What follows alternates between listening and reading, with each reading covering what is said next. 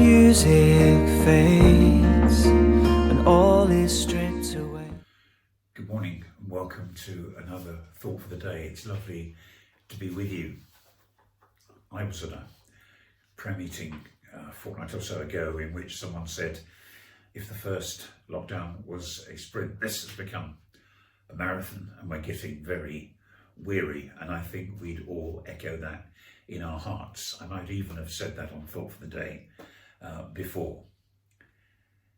We're becoming weary, and it raises for me the question of what are we trusting in as we're in this pandemic. In John 14, Jesus says to his disciples, "Do not let your hearts be troubled. Trust in God. Trust also in me." He was, of course, preparing them for his death. They were rightly very troubled, but he asked them to trust.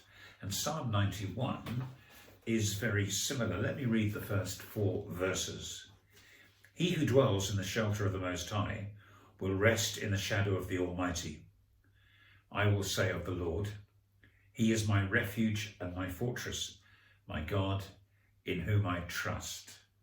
Surely he will save you from the fowler's snare and from the deadly pestilence. He will cover you with his feathers, and under his wings you will find refuge. His faithfulness will be your shield and rampart." And so the psalmist there is convinced of God's protection and God's care. God will shield him. One thing I find really helpful is it talks about he who dwells in the shelter of the Most High will rest in the shadow of the Almighty. And it just occurs to me that we have to stay close to someone to be in their shadow. We have to be close to someone. And it's just an encouragement to stay close to Jesus. There was a letter in the Telegraph last Saturday, and it said this. It said, "Sir, what has happened? Yesterday's TV news had good news, more good news, and no real attempt to darken everything with doom-laden comments." Now, like me, you may have found watching the news became very depressing. In fact, we began to ration the amount of news that we were watching because our journalists and so forth were having to tell us the truth about some very tough things. But suddenly, with the vaccine rollouts and the success of all that, we had a lunchtime news, I think it was, of just good news. And we are supposed to be good news people, aren't we? Those who trust in God. We're supposed to have something to bring. We have a trust that this will end. We have a trust that God is in control, that he will hold us during it. Psalm 91 implies that God will protect us, but we do know that we're not immune from plague and infection and illness, but we do know we're in God's hands. We're always in God's hands, and the psalmist is focusing on God's faithfulness. We are a people filled with an extraordinary hope. We should be kingdom bringers, good news people. I don't know if you know the story about Lord Craven in 1665, the year of the plague. He instructed his London household to pack up, and he was going to go to the country for safety.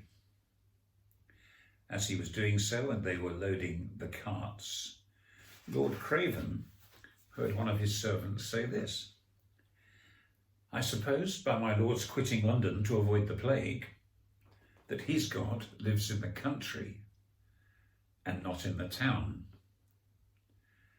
Now the story goes that Lord Craven overheard it, and his response was, "My God is everywhere and can preserve me in the town as well as in the country, I will stay where I am.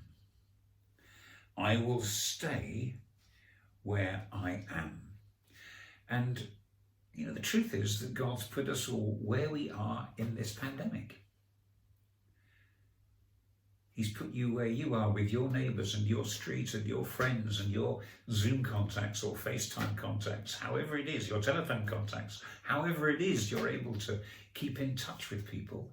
He's put you where you are. And I think our job, just as Lord Craven was present in the plague-ridden London, is to be a people demonstrating that we trust God, to be a people leaning into God, to be a people helping where we can. Lord Craven did stay. He was key in maintaining order in the city during the fear and the chaos of the plague. And he also donated lands for burial grounds. So he made a real difference. And as I've said many times during Thought for the Day and for the pandemic, as people filled with this extraordinary God-given hope, knowing his love for us and his care for us, we should be a people who can be sharing that with those around us, people who carry that hope in whatever way we possibly can, and be known as those who trust in a God who's very real, who's very present, and who's with us in all that we're going through at the moment. So God bless you, and we pray together for our walk through this pandemic, looking forward to the day when things will change, and we'll be able to meet again, to see those we love again, to go out again as we have been missing for so long. God bless you, and thank you.